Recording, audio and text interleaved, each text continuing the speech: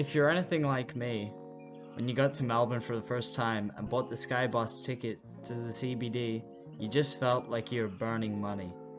Today I will show you how to get to the CBD without paying the $20 SkyBus fare. Okay, so you've arrived in Melbourne Airport. First thing you're going to want to do is make your way towards Terminal 4. When you go outside, at the end of Terminal 4, there's a large parking structure.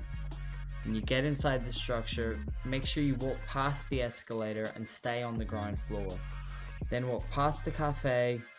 Then when you reach the far end of the parking building, opposite to the escalator, turn right and walk until you reach bus bay number 17, which is the starting point of bus route number 901. I'll flash the 901 bus table up here for a second, but you can also check on your phone using Google Maps or the PTV app. Once at bus bay number 17, you should hop on the 901 bus to Frankston and ride for 11 stops until you reach Broadmeadows station. Once getting off the bus at Broadmeadows station, go to the underpass, which is to your right, and cross over to platform 1.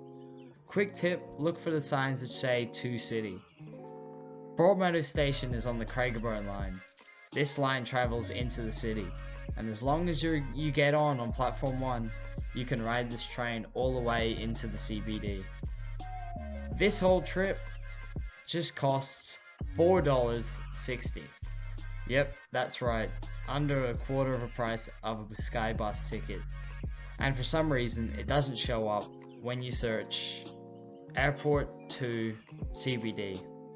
Instead, they try to get you to buy the SkyBus. So, if you're wanting to save some money, I hope this helps. Thanks for watching.